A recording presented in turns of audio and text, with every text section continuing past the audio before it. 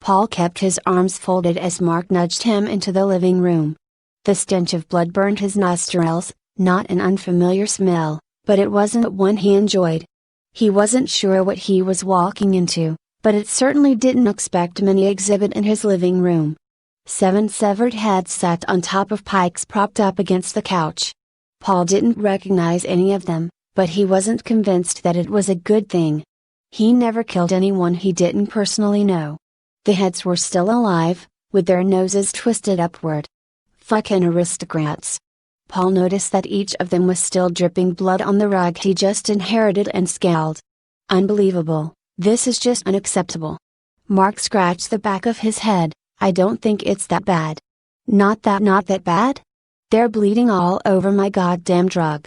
Mark put his hands in his pocket and strolled to the heads.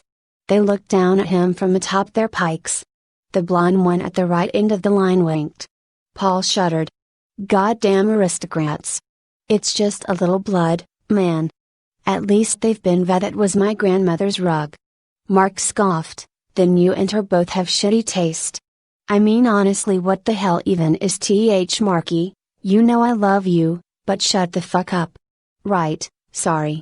I should probably tell you we might be behind on rent. Again. What the F, why? My last 2 pieces sold for like $400 a pop. Mark slipped his hands in his pockets. I might have spent a little, tiny, insignificant amount of that money on a recent transaction that I fully intend to make back tonight. Hold up, Paul took a sharp breath. He glanced at the heads. Somehow the decapitated nobodies passed their judgment on him. He felt all of his emotions bubbling in the cauldron that was his gut. What did you do? I maybe spent the rent money on Vapo. Just Jesus fucking how much of my goddamn money did you spend on this? $1 grand. $1 grand. $1 grand? I could have killed 7 people and put 'em on sticks for free. Mark shrugged, so could I, and I did. Vaporization gets expensive, you know? Bribing police, silencing witnesses, yada yada. It's really not so bad, man. You're overreacting. Paul slapped Mark upside the head. 3 of the strangers laughed, the other 4 spit at him. You've fucked us. Again. You know that? You wasted our rent vaporizing them. Relax, Paul. These heads, they're interactive art. They'll make back our rent money and then some at the gallery. I mean, just look. He lifted a pike out of the couch and brought it to Paul. The runes engraved around it had a faint glow. You can't beat something like this. Paul let out a long sigh and he rubbed his temples. You a fucking dummy. The boys are never gonna buy this.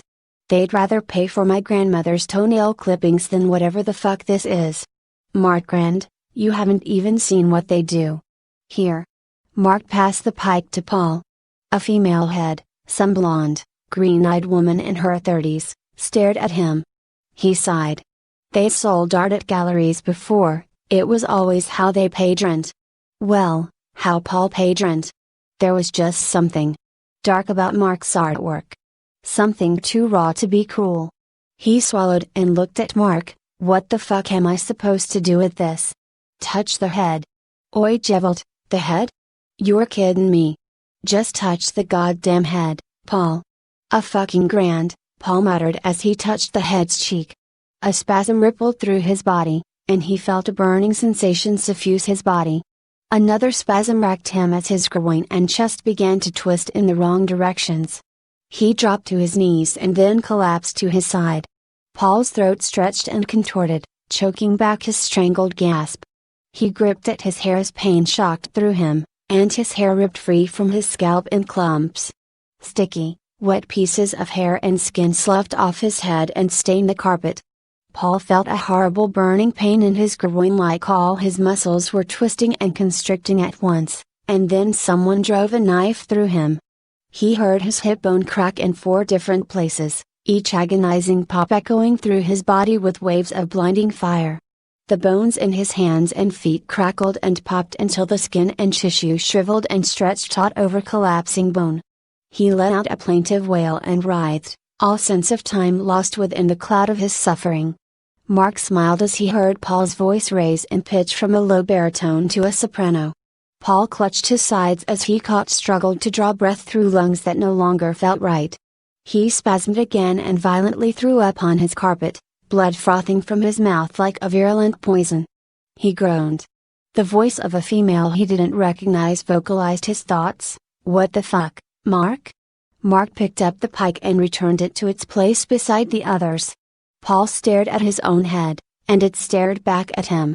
He made a promise to himself to get a decent haircut when he was back in his body. Still, despite all the darkness that pumped through his new veins, Paul couldn't hold back a grin. "You're sure they've been vaporized? It'd be a damn shame to let an illusion spell as thorough as this go to waste." "They're as forgotten as the woman who took my virginity," Mark said with a grin. "Jesus, Mark, a grand? I told you it wasn't that bad. The boys will love it. How long does this shit last?" "Just touch your head when you want to change back," Mark explained. "It's an interactive piece after all. It wouldn't have any artistic worth if it were temporary. These better sell, man. Steam cleaning is fucking expensive. We only need to sell 2-3 heads tops. I got this. And we've got another job too." Paul adjusted his belt. His waist was considerably thinner than before and shaped differently. "What is it?" Mark leaned against the wall and waved his hand. All 7 pikes vanished, and the illusion of a clean apartment replaced the mess that was just there. Even Paul's grandmother's carpet looked pristine as the day the old bat died. Mark held open the door for Paul. "I'll tell you on the way. It's gonna be cool, just wait. Tell me, or you're doing it on your own." "Paul, have I ever disappointed you before?" "Every day since I met you." "Well, this time's gonna be the one time I live up to your expectations." Paul took an unsteady step forward. The body he wore and his mind were at war with one another. His gait changed, and there was another 5 or 10 pounds on his chest that wasn't there before. Paul inhaled. He straightened his back. The worst part about this ordeal was that he had to look up at Mark now. "Ladies first," Mark said with a smirk. "Fuck you," Paul said as he adjusted his pants again. "What's the damn job, Mark? We just gotta take some things from some guys who shouldn't have had them and give them to some other guys who should also probably not have them. You already know the place, it's one of your favorites." Paul let out a long sigh. "It's them again, isn't it?" Mark nodded, a perky, porcelain smile was growing on his face. He held out his arm, but Paul brushed past him. "You like living here, don't you?" Paul shook his head. "When this is done, I want a new roommate." Mark threw his arm around Paul's shoulder. "Ah, you love me. And you're driving. I fucking hate auctions."